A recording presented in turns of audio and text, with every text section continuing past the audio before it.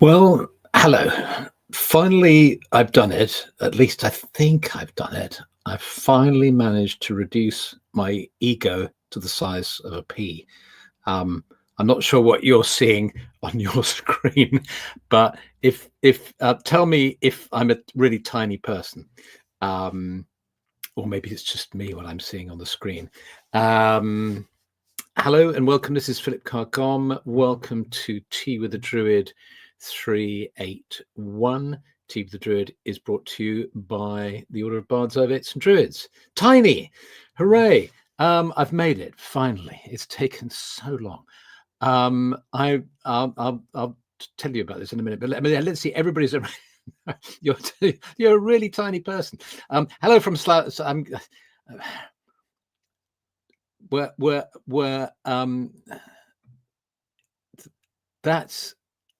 that's better, isn't it? But I still can't get, why is it? Why do people faff around with software instead of just leaving stuff alone? They have to justify, I think, their jobs or something, or they're just endlessly curious and endlessly trying to improve things. Let's give them the benefit of the doubt. They are trying to make life better for us, but as a result, for many of us, they make our lives worse because they make it more complicated. Hi from the Netherlands, hi from Amsterdam, Washington State, New Zealand, Germany. Lovely to be seeing you. Everybody piling in. It's great to see you. Let me do a rant. I'm so cross. I've just spent the last 10 minutes trying to play with this thing just to go boop like that. In the end, I sent a message to the help center saying, please, can I have it like it was for the last 5 years? Why do you have to mess around with it?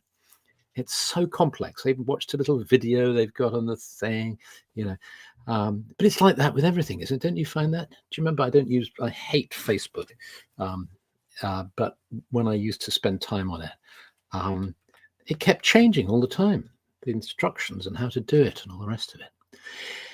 Anyway, Honey, I Shrunk the Druid. Yes, that's right. Technology is a shimmering object. Yes, 40 plus years in IT. Changes justify additional costs. Yes, let's add some gizmos onto this and then we can bump the subscription up. Yeah, you're right. Anyway, so I'm just accepting. I've been struggling for 10 minutes and now I'm just accepting the size of this thing. It doesn't matter, does it really?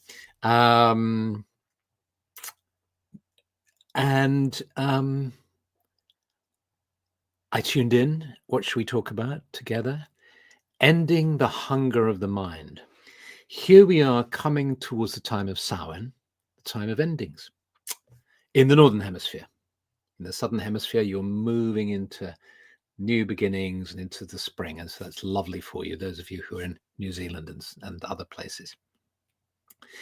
But in the Northern Hemisphere, we're moving towards Samhain in 5 days' time. It'll start, although these seasonal festivals, the Celtic Fire Festivals, as they're known, or the cross-quarter days, aren't tied to a particular astronomical event.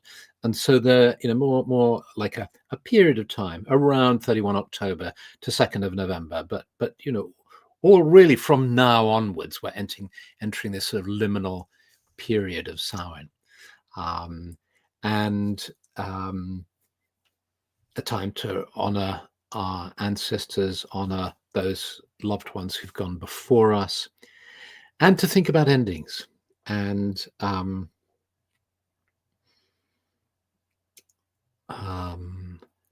one of the things when I open my mind to endings, what immediately comes to me to talk about is perhaps not what I expected, but which is ending the hunger of the mind.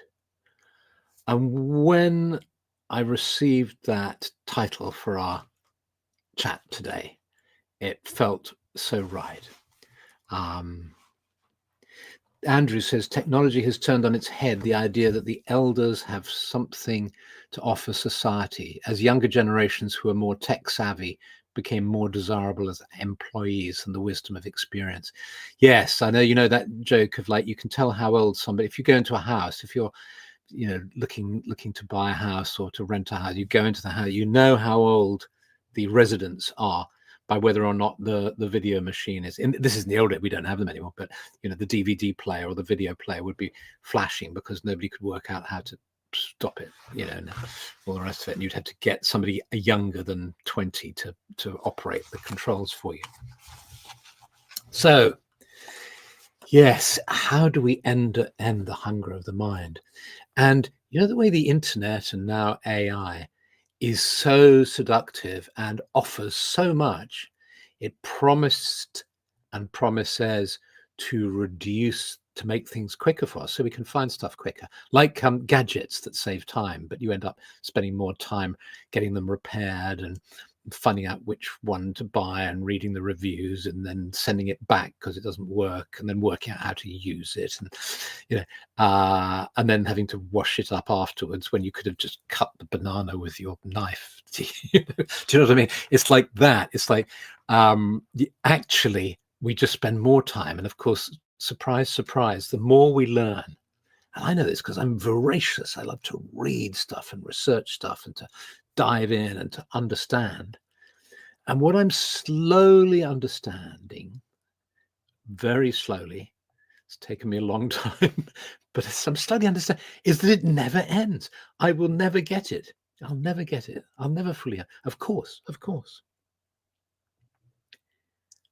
Sometimes you must lay the body down for days so other parts of you can journey.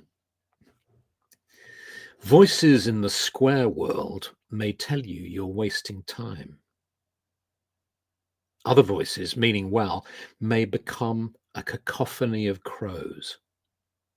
You could be doing more with your life. Just get over it. Your grief is a form of poverty you haven't been willing to trade in yet. Pull yourself up by your bootstraps. Best to treat all of this like a chirping bird chorus that will fall silent when the sun goes down. Allow the voices to echo on until all is quiet. Until you find yourself resting in the silent heat of the ancient dark. The intoxicated eyes around you cannot see the soot in yours, leftover traces from your work of placing everything you've been on the funeral pyre of time again. The intoxicated eyes around you cannot see the soot in yours, leftover traces from your work of placing everything you've been on the funeral pyre of time again. Sometimes you must lay the body down for days so other parts of you can journey. Trust the wandering soul. She was with you before. She will be with you after. Though trail-weary and hail-beaten, she is a well-travelled horse, and she knows the way home.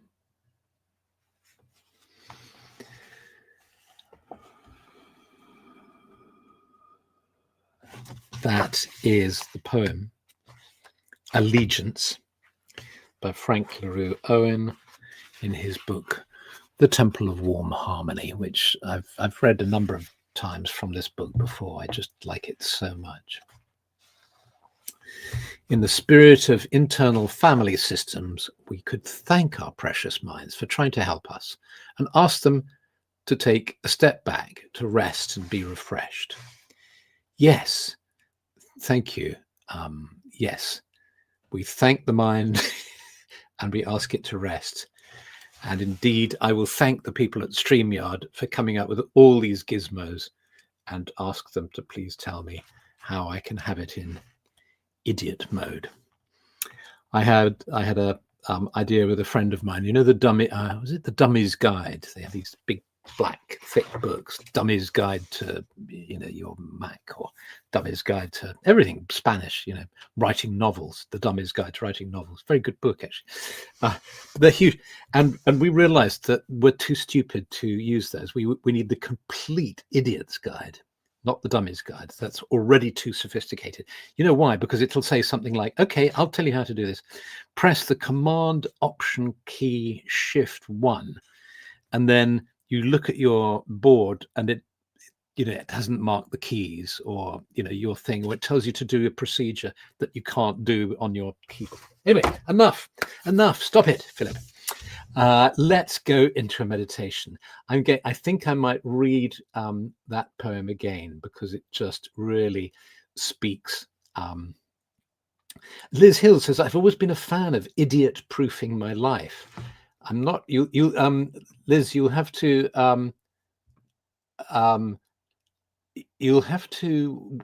tell me how to idiot proof life. Can you explain to all of us how to do it, please? We'll drink in your words. Yes, but as Gina Gamba says, it doesn't ever end, and that's what I love about it. Yes, I mean, there's a way, of course, that actually, the mind is this wonderful thing, and will, anybody who loves the intellect and ideas and thoughts will, but we need a break from it. And I suppose what I'm saying is I need a break really from it. So, yes, please, says Valeria. Liz, just start with one facet and keep going. Yes, but keep going and doing what, Liz? I don't understand. You need to provide me with an idiot's guide to understanding what idiot proofing means. Okay. Are we in a fit state to enter into meditation, or has this become to something? I don't know. Let's do it. Let's try, but let's try entering meditation without any effort whatsoever. Just simply on the understanding that changing gear can be sometimes helpful to us. Just changing gear, just slowing down. Just when I start to speak like this, I can even find myself starting to slow down. Closing my eyes helps too. That helps my busy mind to slow down. Dropping into the dark. Dropping into the silence, coming towards, in the northern hemisphere, the time of Samhain, the time of no time. In the Druid tradition, we believe or hold to the idea that at Samhain we can enter a period, there's the paradox, of no time. If it was no time, how can it be a period? A period of no time, a time of no time, traditionally 3 days. Let's think of it as a time fast, a time when we know how, if you've ever tried fasting, it feels good to not eat for a while, for 24 hours or a couple of days, and then to gradually come back into eating. Can kind of clear you out and clear your head and reset you. At the midsummer solstice, those of us who are hardy will sometimes have a sleep fast and will stay awake on the shortest night of the year. To have a sleep fast. And when it works, it kind of resets you. As you get older, it's kind of harder. And sometimes it's not recommended because it can really throw you out to not sleep a whole night. But Druids are sensible, and so they choose the shortest night and tell stories and sit around a fire. And wait, and then perform a ceremony at dawn. So here's another kind of fast idea, the idea of a time fast. Let's just not deal with time for 3 days. If you're lucky enough to not have demands on your time, you might like to try it. You might like to try abolishing time for 3 days. You'd have to set an alarm, I suppose, on your phone or something, to bring you back into the world of time. I have to confess, I've never actually done this. I'm very tempted to try. If you never see me again, you'll know what's happened. So let's just for a moment go into a timeless world, or slow it down as much as we can as we drop into an awareness of being fully present here and now. The walls around us, ceiling above us, floor beneath us, fully present, screen in front of us.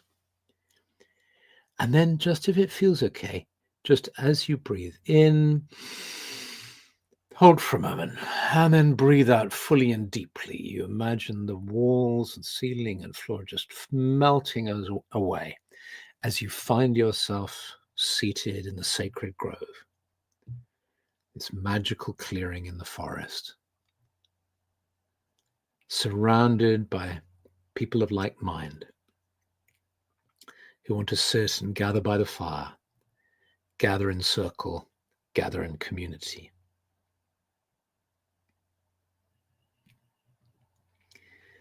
And you just find your best spot in this circle and just place the palms of your hands on the ground just to feel the ground as you sit here. Dear earth beneath me, please bring me strength and energy.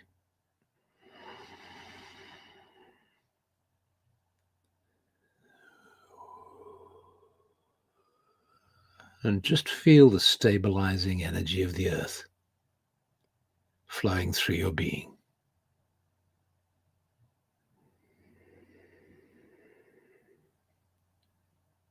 Sense the mycelium, all these roots and interconnected roots and fungi in the ground beneath you.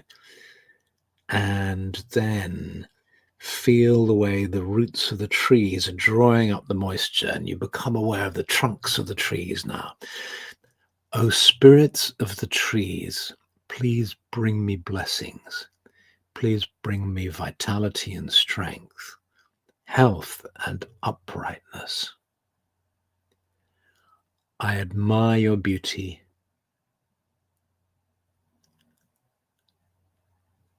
I admire the stillness you embody.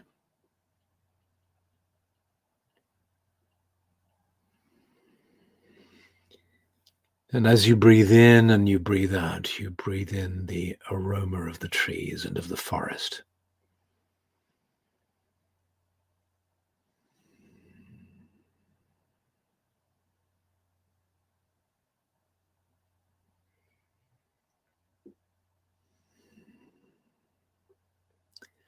You gaze up into the boughs of the trees and you see the sky above you. And you breathe in the energy of the sky now. And the energy of the sky flows into you. Dear sky, please invigorate me. Bring me health and vitality, energy and strength.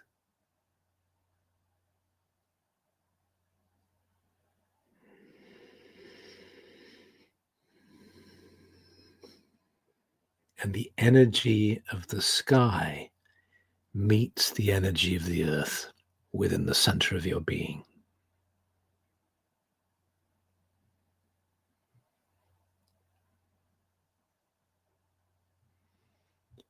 And you tune into the atmosphere of the grove, the sacred grove. Listening to the sounds of the fire crackling, the trees rustling, sensing the gentle breeze in the air.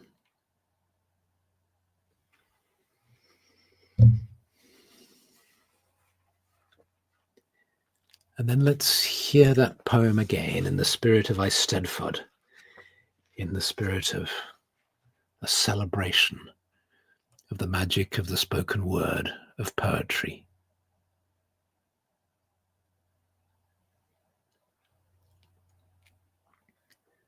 Sometimes you must lay the body down for days so other parts of you can journey. Voices in the square world may tell you you're wasting time. Other voices, meaning well, may become a cacophony of crows. You could be doing more with your life. Just get over it. Your grief is a form of poverty. You haven't been willing to trade in yet. Pull yourself up by your bootstraps. Best to treat all of this like a chirping bird chorus that will fall silent when the sun goes down. Allow the voices to echo on until all is quiet.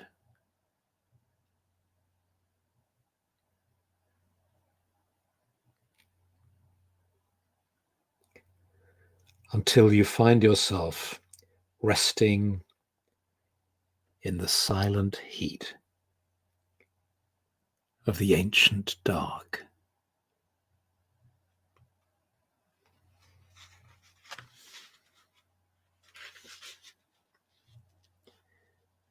The intoxicated eyes around you cannot see the soot in yours. Leftover traces from your work of placing everything you've been on the funeral pyre of time again.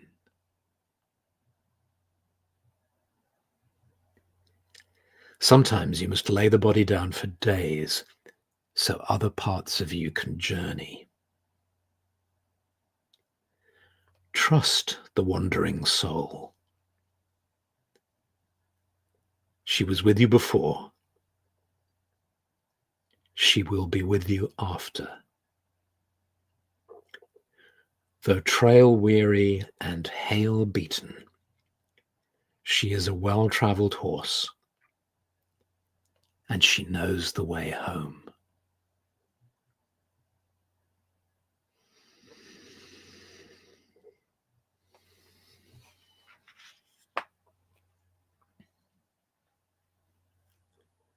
Allegiance by Frank LaRue Owen.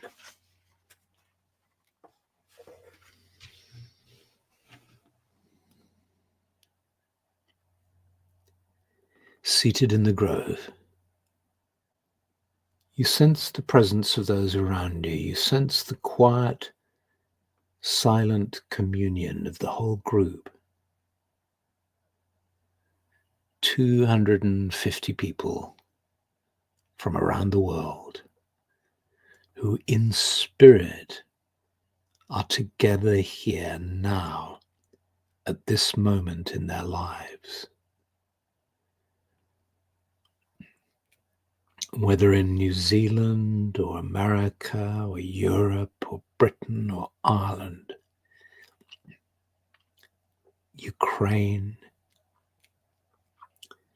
Turkey, wherever you are surrounded here now, or within a circle of fellow beings from around the world who in spirit are here now together. And feeling this energy of the circle, imagine your hands drifting up. So you take the hands of the person to either side of you. Until now, we are all connected in a radiant circle of light. The light energy flows around us.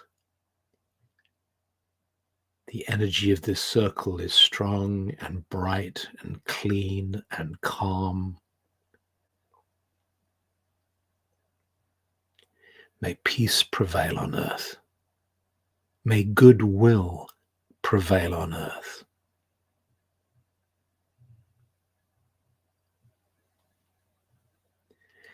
and feeling the strength, the solidarity, the sense of community. Gently squeeze the hand to either side of you and let the palms of your hands drift down to touch the soil. A blessing on this earth, a blessing on the land.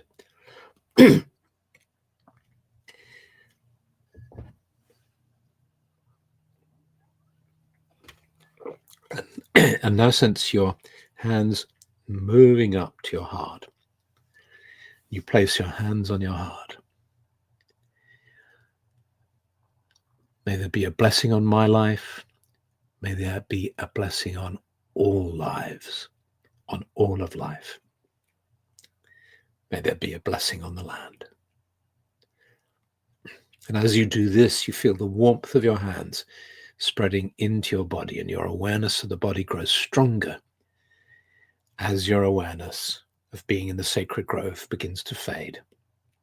And gradually you sense the four walls around you, the floor beneath you, the ceiling above you, the screen in front of you. And when you feel ready, you open your eyes to finish this meditation.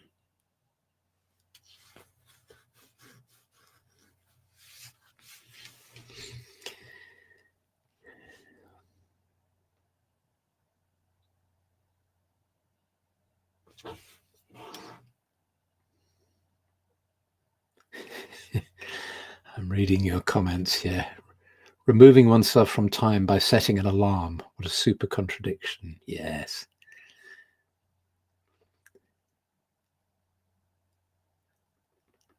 Yes. Yes, the human intellect is what develops platforms and allows you to share ideas like these. Exactly. I was sitting in an airport once and I suddenly was overwhelmed with gratitude. I just suddenly became aware of how thousands of people around the world are working so hard to keep us all safe, totally dedicated to making these incredibly complex machines, these aircraft running airports. Think of the logistical administration of an airport, all the staff rota, all up to a certain standard for safety reasons and all the rest of it, all dedicated. Why doesn't everybody just say, oh, I can't be bothered, that's too much work? But no, people really put all this energy into it. It's fantastic. Same thing with this. It's just, I was merely pointing to the frustrating aspects when sometimes one encounters obstacles, like being boxed in, like being a tiny person. I don't know, like this, a tiny person like this. So, yes. Well, thank you so much. So lots of lovely comments. Let's have another. Yes, lovely. It'll take me too long to read them all, but thank you so much for all these lovely comments. Many, many blessings. Much love. Have a lovely week as you move into Samhain. Have a beautiful Samhain celebration. We'll have another Samhain themed tea, I think, next Monday. But in the meanwhile, many, many blessings. Much love. And I might see you in the hearth shortly. Okay, bye.